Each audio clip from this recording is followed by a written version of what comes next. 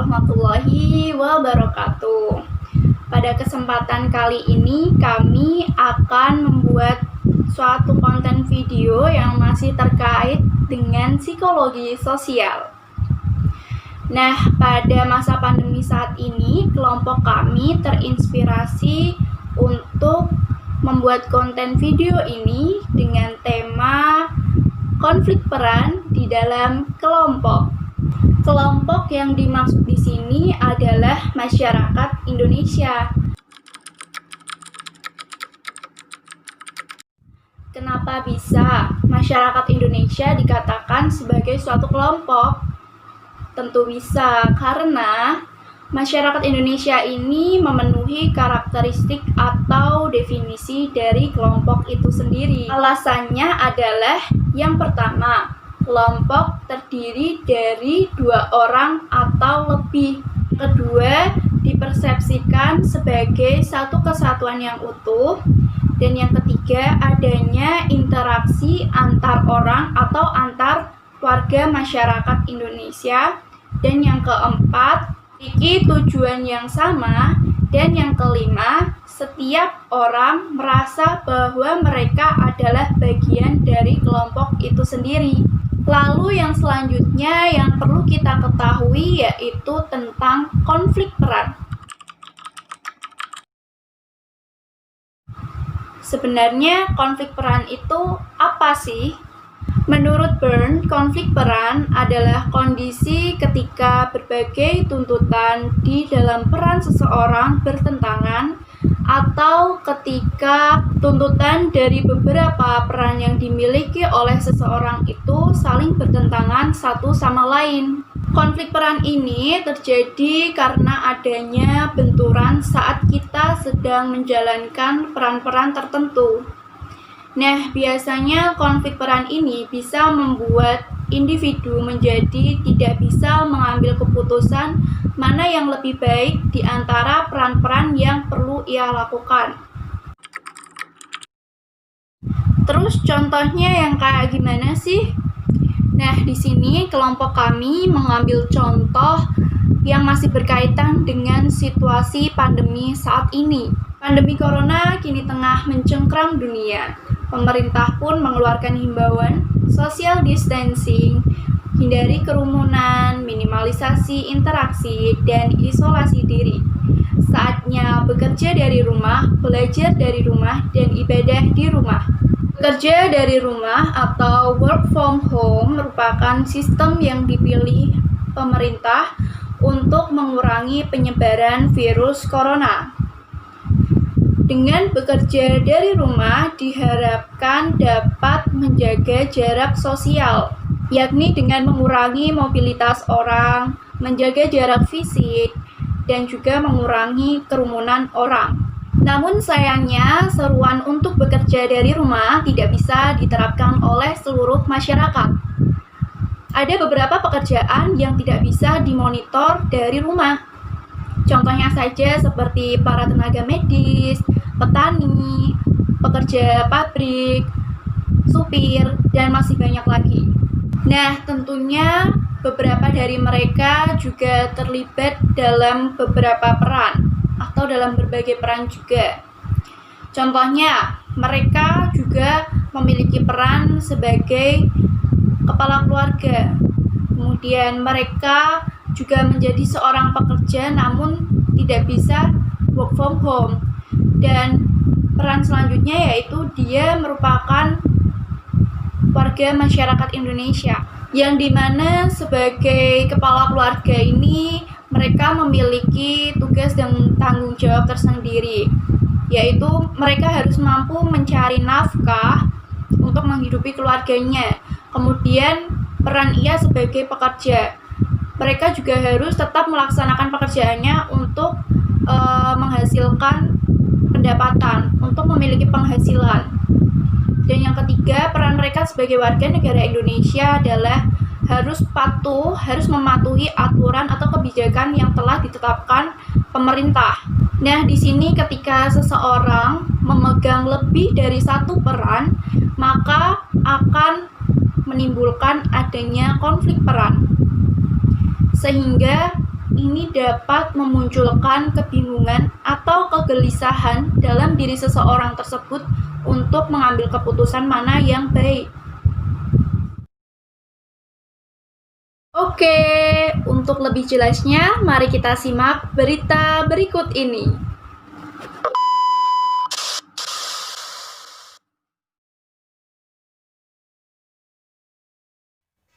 Selamat siang pemirsa, berita siang kita kembali hadir menemani Anda dengan berita yang tajam, aktual, dan terpercaya.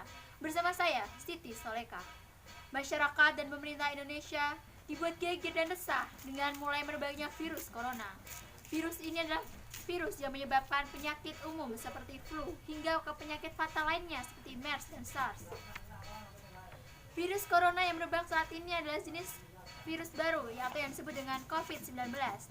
Virus ini lebih berbahaya karena bisa berakibat pada kematian tanpa penanganan yang tepat. Virus ini pertama kali ditemukan di Wuhan, Tiongkok, sebelum akhirnya menyebar ke seluruh negara lainnya yang ada di dunia. Penularan virus ini melalui percikan air liur pengidap seperti batuk dan bersin. Guna melakukan pencegahan penularan COVID-19, pemerintah Indonesia pun menerapkan beberapa kebijakan seperti PSBB atau pembatasan sosial berskala besar dan WFH atau work from home. Nah, penerapan kebijakan ini menuai pro dan kontra di kalangan masyarakat. Berikut liputan selengkapnya terkait penerapan kebijakan pemerintah di masyarakat yang akan disampaikan oleh rekan saya, Nanda dan Indah. Silahkan Nanda. Yang pemirsa, saat ini saya berada di Kota Cirebon, Provinsi Jawa Barat. Salah satu wilayah yang memberlakukan kebijakan WFH dan PSBB. Namun ada sebagian masyarakat di Kota Cirebon yang tidak bisa melakukan kebijakan tersebut. Untuk lebih lanjutnya, mari kita wawancarai Bapak Fahri yang sebagai pengendara tukang ojek online. Baik Bapak Fahri, selamat siang. Bisa minta waktunya sebentar? Oh, silakan. Iya Bapak Fahri. Bagaimana pendapat Bapak Fahri mengenai wabah COVID-19 ini? Pendapat saya dari diri saya pribadi, saya sebagai ojek online ya khususnya, saya merasa terpukul akibat dampak pandemik COVID ini. Ya dikarenakan penghasilan saya berkurang, tidak memenuhi kebutuhan sehari-hari, untuk memenuhi kebutuhan keluarga juga untuk sangat berkurang sekali pokoknya. Sampai saat ini saya belum dapat orderan satupun. Begitu Mbak. Apakah Bapak Fahri mengetahui kebijakan mengenai WFH dan PSBB yang berlaku di Kota Cirebon ini? Kalau seperti itu saya mengetahui ya, dari berita edaran di media sosial, saya sudah melihat peraturan PSBB itu ojek online itu sampai saat ini tidak boleh membawa penumpang ya. Jadi saya ini hanya melayani orderan food sama ekspres. Nah itu juga foodnya sama ekspresnya aja belum ada yang mesen sampai sekarang ini. Jadi sangat terdampak bagi saya dalam pandemik seperti ini. Lalu apakah yang dilakukan Bapak Fahri untuk menjaga diri dari pandemi saat ini? Sedangkan Bapak Fahri itu harus tetap mencari nafkah di luar rumah. Untuk menjaga kesehatan, saya ya memakai masker ya tentunya. Saya harus steril lah dan menjaga jarak antara dari kerumunan dari masyarakat. Terus ya namanya orang kan sudah ada yang ngatur ya. Saya menjalani tugas ini ya lillahi ta'ala aja. Semoga dilindungi oleh Allah Subhanahu wa taala dan saya selamat sampai rumah dan membawa rezeki ya entah sedikit atau banyak, yang penting saya didapatkan dengan cara halal. Apakah ada tanggapan dari Bapak Fahri mengenai kebijakan PSBB dan WFH yang berlaku? Tanggapan saya dari diri saya pribadi untuk pemerintah yang melakukan prosedur PSBB tersebut, saya harap minta kebijakannya lah, sebagai ojek online ini minta diberi subsidi lah, entah sembako, entah disuplai dengan uang dan menjamin untuk memenuhi kebutuhan keluarga saya. Gitu aja saya anggapan untuk pemerintah dari saya seperti itu. Baik Bapak Fahri. Terima kasih atas waktunya. Kembali kepada Siti di studio. Baik, itu tadi adalah liputan wawancara dari Cirebon. Sekarang kita langsung saja pindah ke reporter kita selanjutnya, yaitu Indah yang berada di Lombok. Baik, silahkan Indah. Saya Indah Mediasari ingin mewawancarai salah seorang yang berada di kampung ini yang sebagai pedagang. Yang saya akan mewawancarai sedikit tentang apa sih dampak COVID-19 bagi mereka. Selamat siang Bu, izin minta waktunya sebentar untuk saya wawancarai. Menurut Ibu tanggapan tentang corona ini gimana sih? Ya, dari corona ini semua jadinya apa namanya? Semua susah cari uangnya, cari mau keluar sudah rasanya berat ya, mau kemana-mana udah nggak bisa. Terus cari keuangan sulit.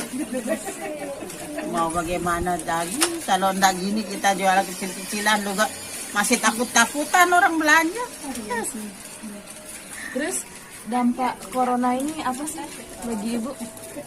Dampaknya Dari pedagang. kalau mungkin dia masih takut karena apa gitu, takut kalau bilangnya nanti ya terkena dari ini makanan kayak dari itu ini, jadinya orang kan was-was dia belanja, mau beli juga was-was, kita keliling juga kan susah ya. Takut dia pada belanja, takut keluar dari dalam kamarnya juga, takut kita nawarin dia tidak berani keluar juga orang yang belanja kan, jadinya bagaimana lagi ya kita. Terus apakah Ibu mengikuti anjuran pemerintah PSBB? Yang gimana? Social distancing.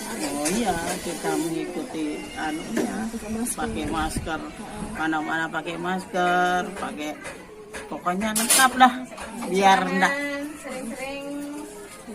terlalu kita deket juga kan, enggak boleh harus 2 meter, jarak 2 meter, 1 meter gitu. Dia bilang ya kita ngikutin aja apa kata ya. Terus yang terakhir nih saya nanya tentang apa tanggapan Ibu atau saran Ibu buat orang-orang yang tetap beraktivitas di luar sana agar teraman dari COVID-19? Ya biar tetap aman ya harus jaga-jaga jarak, harus pakai masker, pakai apa, kita keluar nggak usah terlalu ngikuti diri sendiri, mau kemana aja kan harus kita jagalah gitu sendiri. Cuci tangan harus. Terima kasih Bu atas waktunya. Sekian dari kami, kembali ke Siti. Terima kasih Nanda dan Indah. Dari liputan wawancara yang telah dilakukan oleh Nanda dan Indah, dapat disimpulkan bahwa sebagian besar masyarakat Indonesia bukannya tidak mengetahui tentang kebijakan pemerintah Indonesia dan bukan pula enggan untuk melakukannya. Namun, masyarakat dipaksa untuk memilih antara mati karena kelaparan atau virus. Nah, untuk Anda yang terpaksa melakukan aktivitas di luar rumah, ada beberapa tips yang dapat Anda lakukan. Yang pertama, pakailah masker, apalagi jika Anda mengalami flu dan batuk. Yang kedua, jagalah jarak aman atau social distancing dengan jarak 1 meter. Yang ketiga, hindarilah bersentuhan fisik seperti salaman maupun berpelukan. Dan yang keempat, cucilah tangan menggunakan sabun atau pakailah hand sanitizer.